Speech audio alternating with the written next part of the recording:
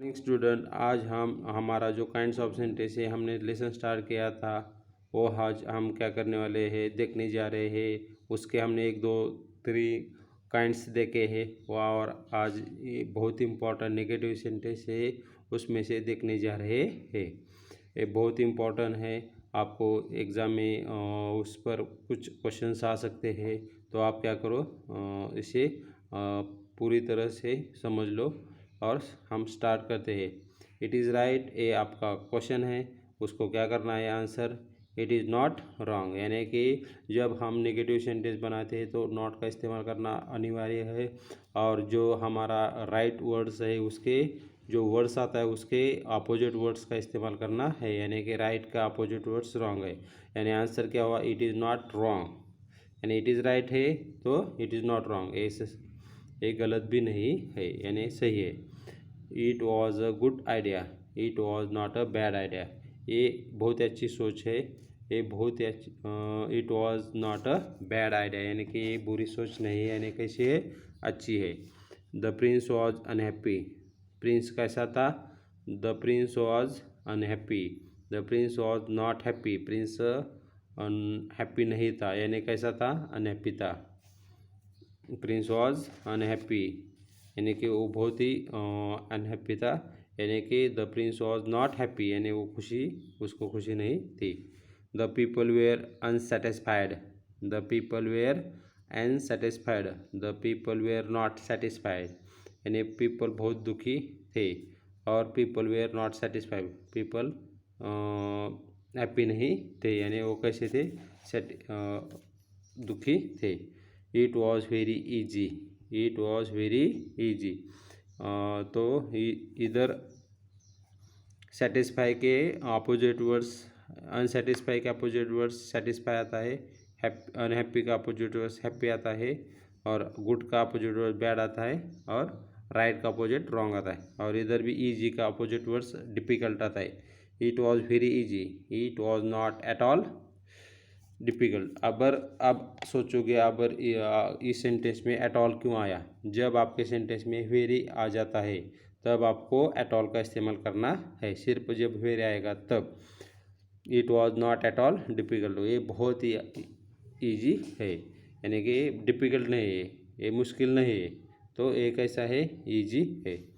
I like milk, I don't like milk, अब इधर आप देखो ध्यान से, आई लाइक मिल्क, इधर डू कैसे आए आप सोच में होंगे। तो जब इसमें हेल्पिंग वर्ब नहीं रहता, आपका अगर कोई सेंटेंस दिया जाता है और उस सेंटेंस में अगर कोई हेल्पिंग वर्ब नहीं रहता, तब उसके सब्जेक्ट के रिस्पेक्टिवली हम क्या कर सकते हैं, डू डज डिड, और डिड का तो इस्तेमाल हम सिर्फ अगर वो पास्ट टेंस में सेंटेंस रहता है तभी डिड का इस्तेमाल कर सकते हैं।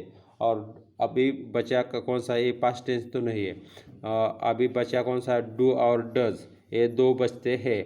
और डू का इस्तेमाल हमने जो फर्स्ट प्रोग्राम के चार्ट दिए हैं उसमें देखो, डू का इस्तेमाल किधर किया जाता है, डज का इस्तेमाल कहाँ किया जाता है, ये उधर का आपको इस्तेमाल करना होगा। यानी कि आई डू यू डू हमने सिखाया था, I do you do he do he does she does it does they do, यानी कि जब आई सिंगुलर सब्जेक्ट रहता है ना तभी डज का इस्तेमाल किया जाता है, लेकिन आई सिंगुलर है, लेकिन उसको कुछ अल्टरनेटिव्स है, आई के जगह डू ही आ जाता है। I do not dislike milk, I like milk, मुझे मिल्क बहुत पसंद है, तो आई डू नॉट, और डू के बाद ये नॉट इधर क्यों नहीं लगाया, क्योंकि नॉट हम किधर लगा सकते हैं, जो हेल्पिंग वर्ब रहता है उसके बाद हम नॉट लगा सकते हैं। आई डू नॉट डिसलाइक मिल्क, यानी मुझे मिल्क बहुत पसंद है, ऐसा डिसलाइक मुझे नापसंद है, मुझे ऐसा कहते हैं। It was very dangerous, it was very dangerous, it was not at all safe, danger का अपोजिट वर्ड्स कौन सा है, सेफ, यानी कि सुरक्षित। It was not at all safe.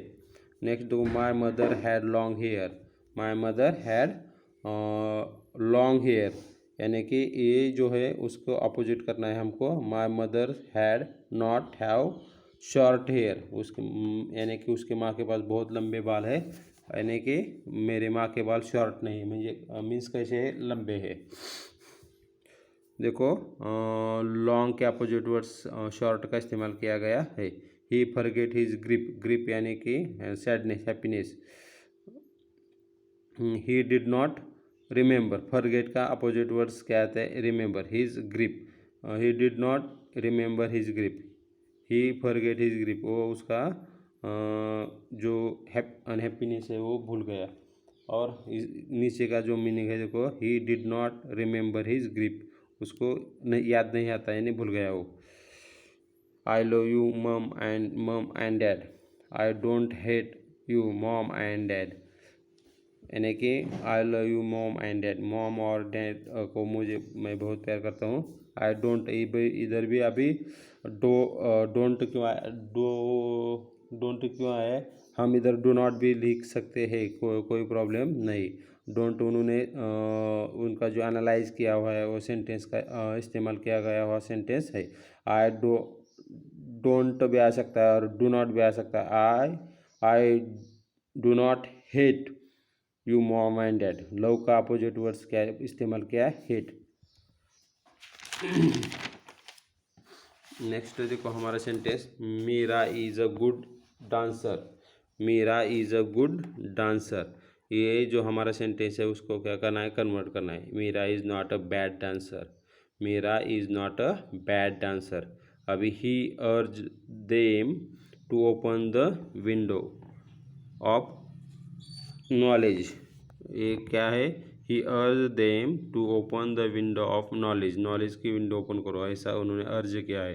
He urged them not to close the window of knowledge, close यानी बंद करना, नॉट टू क्लोज यानी क्लोज मत करो यानी ओपन रहने दो।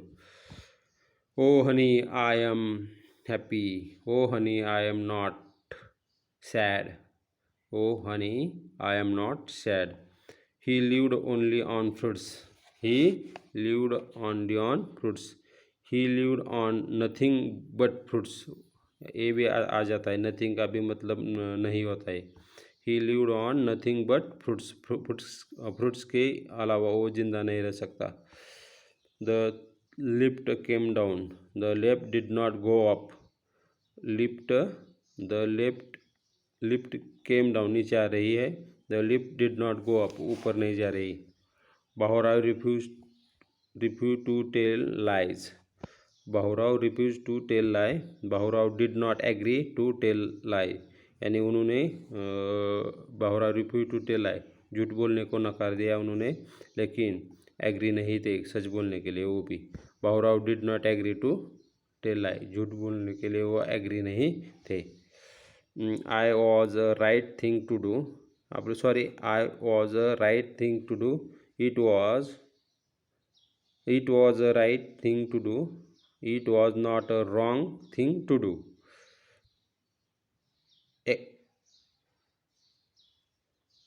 Excess of everything is bad, excess of everything is not good।